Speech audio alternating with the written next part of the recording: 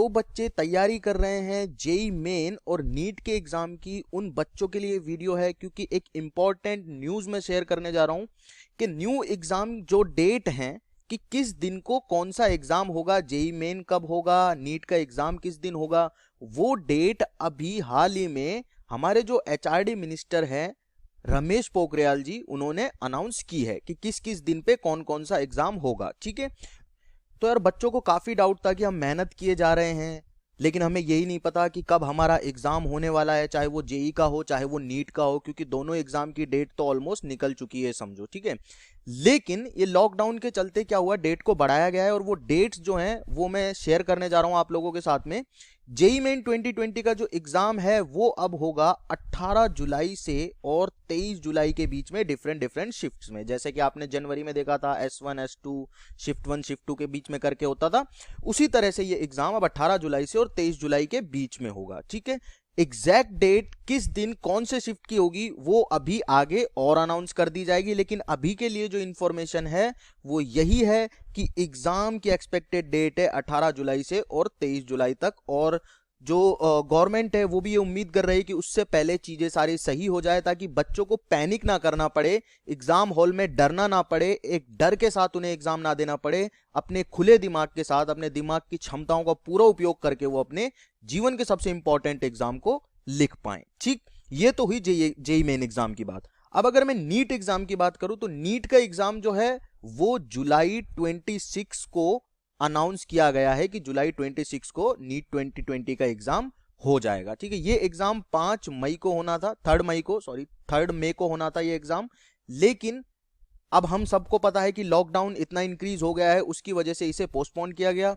Similar कहानी JEE main की है, ये अपना अप्रैल में ही हो जाना था, लेकिन वही कंडीशंस के चलते, लॉकडाउन के चलते इसे भी अब बढ़ा के जुलाई 18 से जुलाई 23 कर दिया गया है। अब जो बच्चे जेई मेन एग्जाम दे रहे हैं अब उन्हें जेई एडवांस भी देना है। ठीक है, जो बच्चे इसको क्लियर करेंगे उन्हें जेई एडवांस भी देना। तो जेई एडवांस के लिए अगर मैं बात करूं तो जेई एडवांस की अभी डेट नहीं आई है, लेकिन ये बताया गया है कि जेई एडवांस को अगस्त में करवाया जाएगा। जेई एडवांस जो एग्जाम है जुलाई में आप मेंस दे लेंगे, आपको रिजल्ट पता चल जाएगा और अगस्त में उसी के साथ ही जेई एडवांस का एग्जाम करवा दिया जाएगा और आपकी काउंसलिंग आईआईटीज और एनआईटीज के लिए स्टार्ट कर दी जाएगी।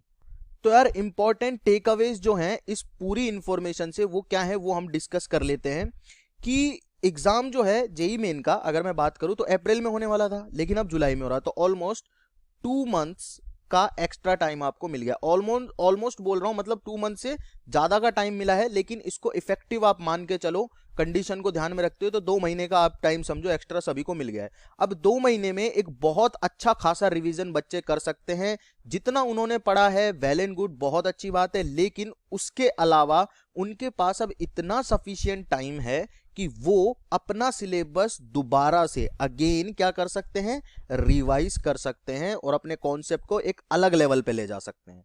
ये एग्जाम जो होता है ये काफी सारे चीजों को टेस्ट करने के लिए होता है। आपको पता है आपकी नॉलेज ऑफ द सब्जेक्ट कितनी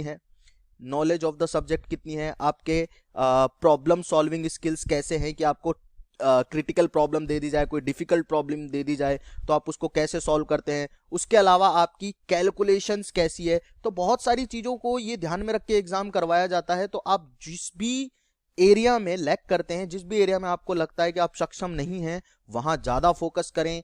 टाइम बहुत मिल गया आप लोगों को, वहां अच्छे से इन्वेस्ट करें अपने टाइम को और अपना सिलेक्शन जो है उसे सुनिश्चित करें। अब बात करूं अगर मैं पेपर के लेवल की, तो यार देखो हम सभी को पता है कि ये जो 2 महीने का एक्स्ट्रा टाइम मिला है, ये जो एक्स्ट्रा टाइम है ये सिर्फ एक बच्चे को नहीं मिला है, ये सबके लिए है। तो सबके लिए एक्स्ट्रा टाइम का मतलब है कि सबके लिए एक अच्छी तैयारी का मौका, और सबके लिए अच्छी तैयारी का मौके का मतलब है कि सबको अच्छे से एग्जाम देना है, और सबको अच्छे से एग्जाम देने का मतलब है कि कट ऑफ जो है इस बार थोड़ी हाई जा सकती है। अगर पेपर डिफिकल्ट नहीं आया तो जो सेम लेवल का पेपर आता है तो कट ऑफ हाई जा सकती है, क्योंकि बच्चों को अब तैयारी करने का काफी चांस मिल गया है।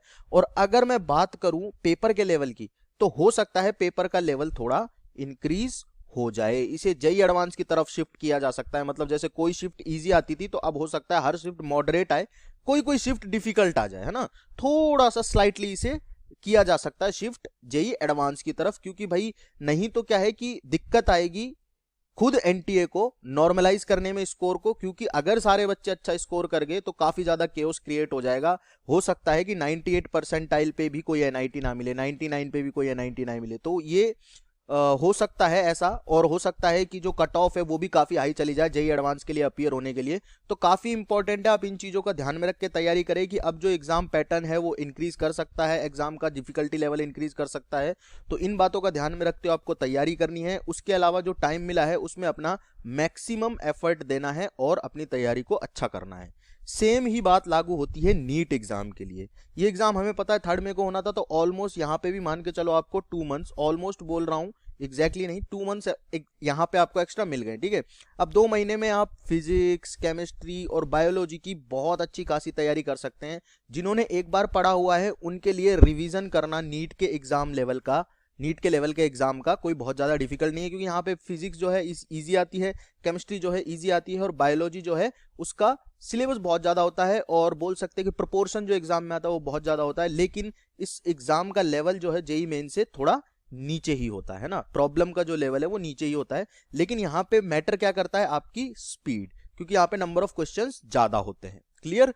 तो स्पीड को अपने को सुधारना है, जितनी तेजी से आप सवाल सॉल्व कर पाएंगे उतना अच्छा होगा आप लोगों के लिए।